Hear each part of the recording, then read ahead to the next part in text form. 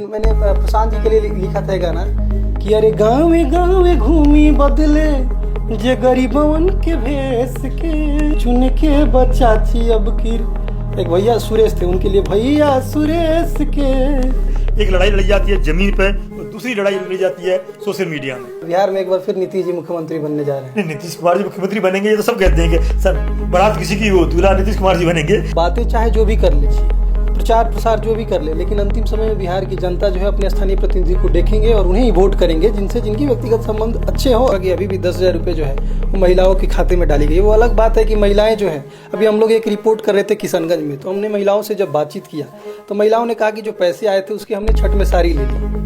लेकिन ये साड़ी लेना और ये 10,000 रुपये कितना प्रभाव डालेगा ये तो आप वोटिंग के दिन ही देखेंगे। तेजस्वी जी के प्रचार प्रसार से और दावे से पहले अपने घर के राजनीतिक समीकरण को सुधारें, उसके बाद बिहार की बागडोर को संभालेंगे। लगातार जयचंद लोगों पर भी आरोप लगा रहे हैं तेज प्रताप जी ने। पिछले दिनों भी देखा था कि तेज प्रताप जी जो है वो जयचंद बोल रहे हैं।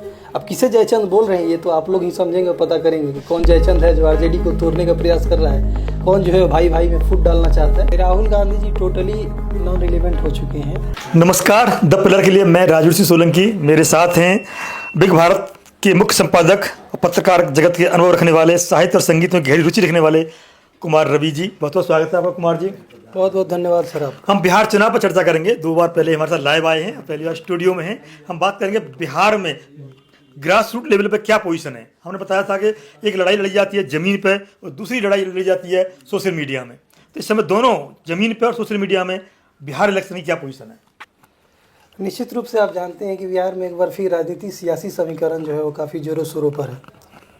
सोशल मीडिया पे तो भूचाल है ही, उतना ही भूचाल ज़मीनी स्तर पे भी है। और जो वोटर्स हैं वो भी काफ़ी ज़्यादा उत्सुक और काफ़ी ज़्यादा खुश हैं। 2 दिन बाद जैसा कि आप जानते हैं कि बिहार में चुनाव होने वाली है और एक बार फिर बिहार की जनता ने मूड बना ली है। एक बार फिर बिहार में एनडीए की सरकार आने जा रही है। बिहार के लोगों ने फिर से एक बार नीतीश कुमार को मुख्यमंत्री लाने का एक समीकरण और एक ये बांध लिया है। लेकिन आने वाली समय जो है फिर एक बार एनडीए की सरकार आने वाली है। आपके एनडीए की सरकार आने वाली है, किंतु अभी सर्वे आया था एक जस्ट अभी 2 दिन पहले, मेरे पास है वो सर्वे। उसमें ये बताया गया कि पहले 1 तारीख से पहले तक एनडीए काफ़ी अच्छी संख्या में जीत की और अग्रसर था। लेकिन 1 तारीख के बाद जो 2 दिन हुए हैं, ये 3 दिन के अंदर थोड़ा सा ग्राफ गिरा है और गठबंधन का ग्राफ बढ़ा है। अभी प्रधानमंत्री नरेंद्र मोदी जी और गृह मंत्री अमित शाह जी के साथ साथ कांग्रेस की लीडरशिप भी वहाँ मैदान में कूदेगी ढंग से, तो ग्राफ चेंज होते रहेंगे। फिलहाल कहीं ना कहीं इंडिया गठबंधन सर्वे में आगे है। देखिए, अब मुझे तो ये पता नहीं है कि आप किस सर्वे की बात कर रहे हैं, लेकिन जिस प्रकार हम लोगों ने ज़मीनी स्तर पर जो समीकरण किया, जिस प्रकार हमारी टीम ने सर्वे की है, लगातार हम लोग बिहार के एक विधानसभा को विजिट किए हैं और एक विधानसभा के लोगों से हमने बातचीत की है। बिहार की जनता एक बार फिर मूड की है और बदलाव और विकास पे वोट करने जा रही है। आंकड़ाएँ क्या है वो तो ऊपर नीचे होते रहेंगी, समीकरण बदलते रहेंगे, ग्राफ बदलते रहेंगे। जैसा आप कह रहे हैं कि पिछले कुछ दिनों पहले ग्राफ में चेंजेज आ गया है, चुनाव की एक रात पहले भी ग्राफ में चेंजेज आते हैं और सरकार और 6 और 11 को जब बटन दबेगी, तो जब बटन दबेगी तो लोग इस बार बिहार की जनता कमल को और तीर को जो है एक बार फिर दबाने जा रहे हैं और बिहार में एक बार फिर नीतीश जी मुख्यमंत्री बनने जा रहे हैं। नीतीश कुमार जी मुख्यमंत्री बनेंगे, ये तो सब कहते हैं कि सर बारात किसी की हो, दूल्हा नीतीश कुमार जी बनेंगे। किंतु हमारा कहना है कि प्रशांत किशोर जो फैक्टर है कहीं ना कहीं बीजेपी को मतलब वोट काटने में ज़्यादा दिखाई देता है। देखिए, निश्चित रूप से प्रशांत जी जिस तरह की बातें की हैं, पिछले दिनों की जिस तरह उनकी राजनीतिक गतिविधियां रही है, निश्चित रूप से बिहार के युवाओं को आकर्षित करने का काम प्रशांत किशोर ने किया है। लेकिन मैंने पूर्व में भी आपको बताया कि बिहार जो है वो जातिगत राजनीति से अभी परे नहीं हुई है। बिहार के लोग अभी भी कास्ट पॉलिटिक्स से बहुत ऊपर नहीं उठ पाए हैं। हमने पहले भी आपको बताया था कि बातें चाहे जो भी कर ले, प्रचार प्रसार जो भी कर ले, लेकिन अंतिम समय में बिहार की जनता जो है अपने स्थानीय प्रतिनिधि को देखेंगे और उन्हें ही वोट करेंगे जिनकी व्यक्तिगत संबंध अच्छे हो और जो विकास की बातें कर रहे हो। प्रशांत जी निश्चित रूप से सोशल मीडिया पे फ्लड्स ला रहे हैं, लेकिन आज भी धरातल पे जब बात करेंगे तो लालटेन और तीर की बात होती है। आज भी जब आप धरातल की बात करेंगे तो लालटेन और कमल की बात होती है। आज भी जब आप ज़मीनी स्तर पे लोगों से मिलेंगे तो लालू और नीतीश की बात करते हैं। तो निश्चित रूप से एक बार फिर बिहार के मुख्यमंत्री नीतीश कुमार जी बनने जा रहे हैं। एक अभी नया ट्रेंड चला है कि नीतीश कुमार को मुख्यमंत्री घोषित नहीं किया गया है, इसलिए जो जेडीयू का वोटर है वो क्या गुल खिला देगा अंदर अंदर और कहीं मतलब उसका उल्टा न पड़ जाए। जैसे तेजस्वी को एक मत से इंडिया गठबंधन का मुख्यमंत्री फिर चेहरा मतलब घोषित कर दिया है, किंतु एनडीए ने नहीं किया अभी कोई, तो क्या जो जेडीयू का वोटर है वो उतना सपोर्ट करेगा? देखिए, निश्चित रूप से मुख्यमंत्री जी जो है नीतीश कुमार जी, वो बहुत राजनीतिक रूप से परिपक्व व्यक्ति माने जाते हैं। पूर्व में भी आपने देखा होगा कि बिहार में 2014 के बाद से ही बिहार में पॉलिटिकल क्राइसिस देखा गया है। जैसे दूसरी भाषा में समझे तो नीतीश कुमार जी पलटी मारने के लिए भी जाने जाते हैं।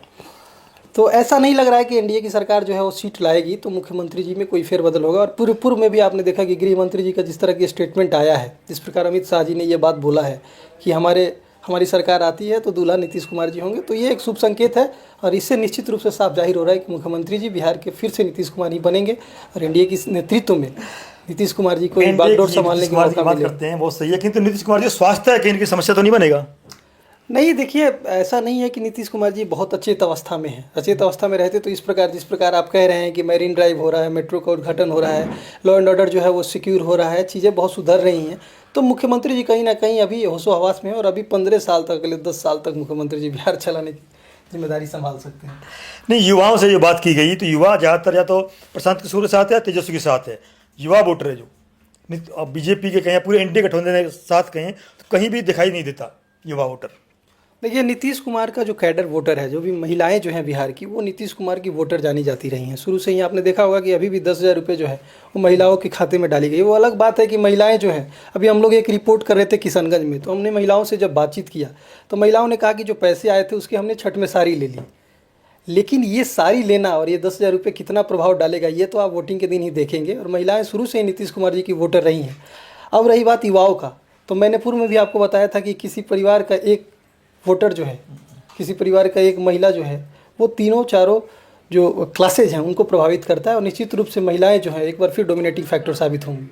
करीब 1 करोड़ या 1.25 करोड़ महिलाओं के खाते में पैसा गया है, बाकी करीब 2 करोड़ महिलाओं के खाते में पैसा नहीं गया है। तो वो क्या सपोर्ट मानेंगी कि मतलब हम क्यों दें? 2 करोड़ तो नाराज हो सकती है ना। ऐसा नहीं है, क्योंकि जिन महिलाओं के खाते में पैसे गए हैं वो खुद ही नीतीश कुमार जी की वोटर बन के घूम रही हैं। वो खुद ही इस बात 2 करोड़ महिलाओं के नहीं गए, उनकी बात कर रहा हूँ। वो प्रचार प्रसार वही कर रही हैं। ये जिनके अकाउंट में नहीं भी गए हैं इनको भी प्रोसेसिंग का बात बताया जा रहा है, इन्हें भी बताया जा रहा है कि आपके खाते में पैसे आएंगे।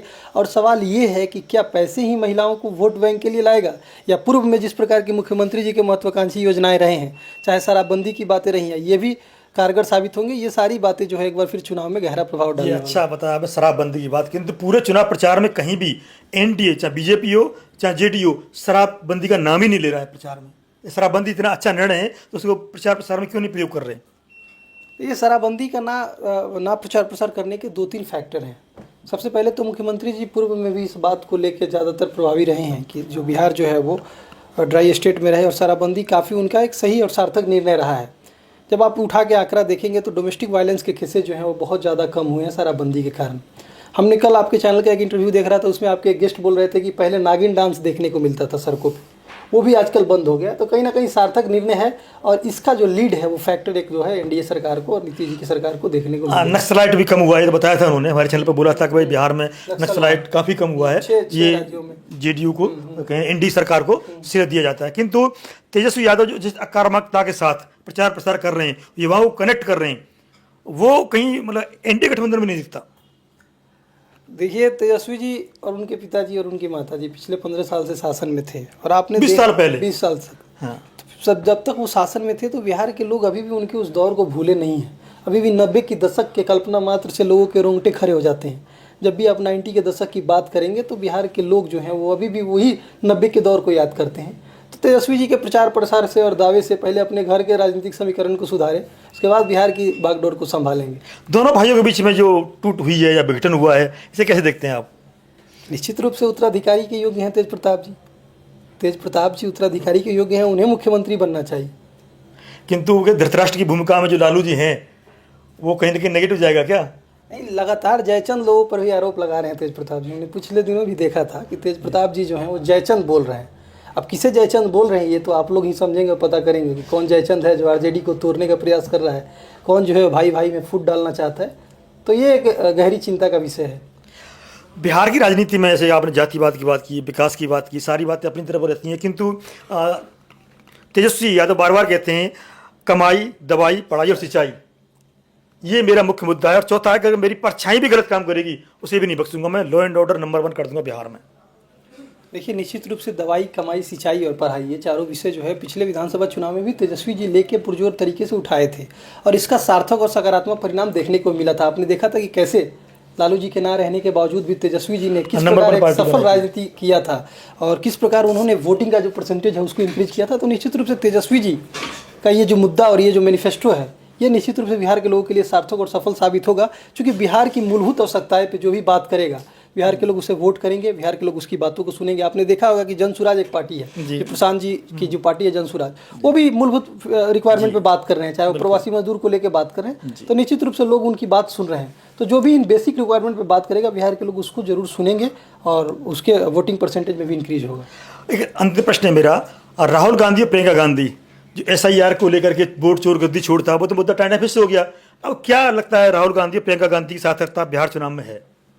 देखिए, निश्चित रूप से बिहार जो है वो लोकल पॉलिटिक्स पे काफ़ी हावी रहता है। बिहार में स्थानीय प्रतिनिधि, मैंने पूर्व में भी आपको बताया कि बिहार के लोग लालू और नीतीश पे ही बात करते हैं। राहुल गांधी जी के आने से भीड़ तो बहुत रहती है SIR के राहुल गांधी की रैली में, राहुल गांधी की रैली में बहुत भीड़ हो रही है। 12 बजे देखिए मैंने युवाओं की भीड़ यात्रा की थी। जब Rahul Gandhi ji totally non relevant हो चुके हैं और बिहार के लोग इस बार उन्हें जो है वो इस बार के चुनाव में आप देखेंगे कि किस प्रकार की आंकड़े आ रही हैं, बहुत चौंकाने वाली आंकड़े आएंगे। हमने आपको पूर्व में भी बताया कि NDA की सरकार आ रही है और आप भी यदि अगली इंटरव्यू में जब हम लोग बैठेंगे राजवीर जी, तो आप देखिएगा कि अगली इंटरव्यू में भी मुख्यमंत्री की जब आप बात करेंगे तो नीतीश कुमार की बात करेंगे, सरकार की बात करेंगे। वो तो बताया जाएगा दूल्हा नीतीश कुमार बनेंगे। अंत में बता दीजिए, बिहार में सबसे कम समस्या ये है, सबसे बड़ी समस्या ये है कि जो चुनाव वोट परसेंटेज है वो कम रहता है। तो ऐसे युवा या महिला या बुजुर्ग जो भी हों, इस बार इसलिए चुनाव ऐसे समय रखा गया है कि छठ पूजा करने आए और रुके, वोट करके जाएं। और क्या फैक्टर हो सकते हैं कि वोटिंग परसेंटेज बढ़े? देखिए, सबसे पहले वोटिंग परसेंटेज बढ़ाने के लिए लोकल एडमिनिस्ट्रेशन जो है उसको बहुत ज़्यादा अवेयरनेस कैंपेनिंग कराने की आवश्यकता है। हमने पूर्व में भी देखा था कि वैशाली की DM वर्षा सिंह जो हैं वो डोर टू डोर, जो कि अपने पब्लिक एडमिनिस्ट्रेशन से बढ़ के, अपने जुडिक्शन से बढ़ के जो काम होता है वो कर रही हैं।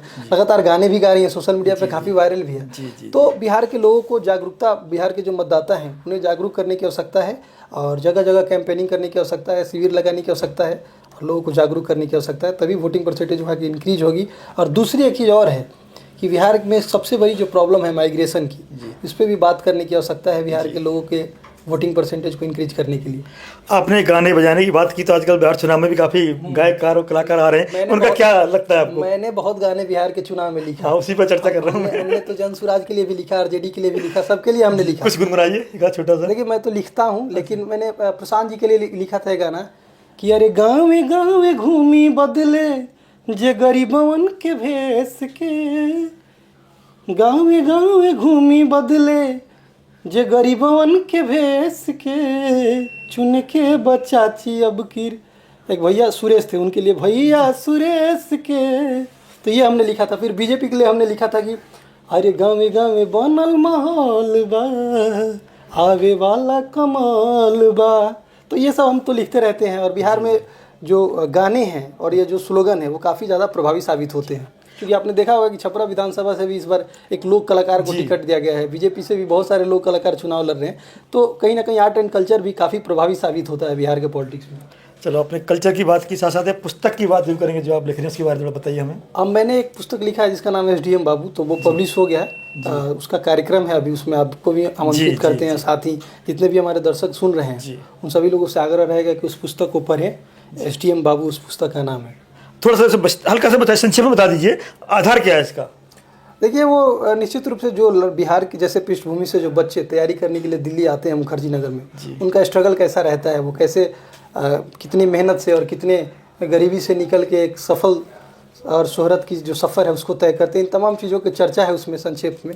आईना है एक तरह से। हाँ, एक प्रकार संघर्ष से सफलता के बीच का एक आईना है वो। बहुत अच्छा, बहुत सुंदर, बहुत बहुत धन्यवाद आपका, बहुत बहुत आभार कि बिहार की राजनीति छोटी छोटी चीज़ों को बताया आपने, चाहे संगीतकार की बात हो या गायक कलाकार की बात हो या तेजस्वी की भाइयों की आपस की बात हो या इंडिया की बात हो या गठबंधन की बात हो या जनसुराज पार्टी की बात हो, तो आपने सब पर प्रकाश डाला और बारीकी से बताया कि माहौल क्या है। और असली बात बताइए आपने कि दूल्हा तो नीतीश बाबू ही बनेंगे। तो बहुत बहुत धन्यवाद आपका। बहुत बहुत धन्यवाद आपका। तो हमें कमेंट करके बताइए क्या विकल्प और हो सकते हैं बिहार की राजनीति में, दवाई, कमाई, पढ़ाई, सिंचाई के अलावा और क्या मुद्दा है। बने रहिए द पिलर के साथ। नमस्कार।